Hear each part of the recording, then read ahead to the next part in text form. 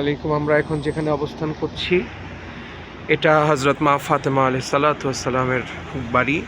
ইমাম হাসান ইমাম হুসাইন রাদিয়াল্লাহু তাআলা আনহুম হুমা আজমাইন, এই সেই বাড়িতেই যেনারা বড় হয়েছেন, তারা এখানে ঘোরাফেরা করেছেন, তারা এখানে থেকেছেন।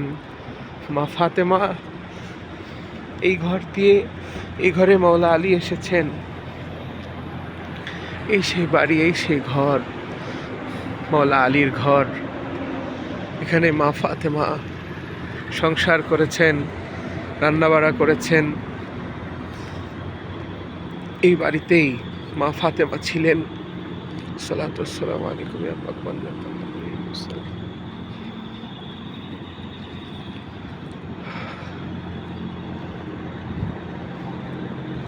এই সেই বাড়ি।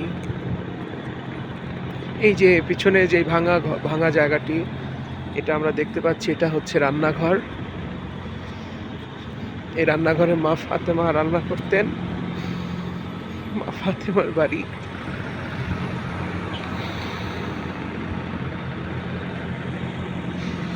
ফাতেমা এখানে ছিলেন।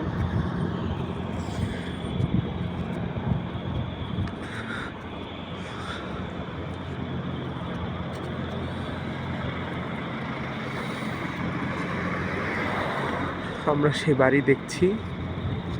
মা ফাতেমা সালাম স্মৃতি বিজড়িত সেই বাড়ি। ইমাম হাসান হুসাইন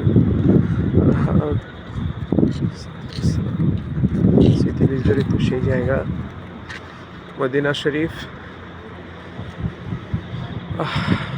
আল্লাহর হাবিবের কলিজার টুকরা জগৎ জননী মা ফাতেমা এখানেই বসবাস করেছেন, সংসার করেছেন। মাওলা আলী আলাইহিস সালাতু ওয়াস সালামের সঙ্গে থেকেছেন। ইমাম হাসান ইমাম হুসাইন রাদিয়াল্লাহু তাআলা আনহুমা, তারা এই বাড়িতেই খেলাধুলা করেছেন।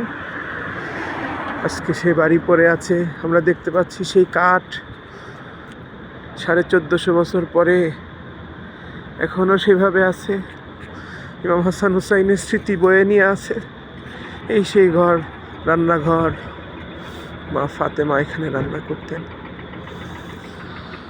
আল্লাহ সবাইকে কবুল করুন।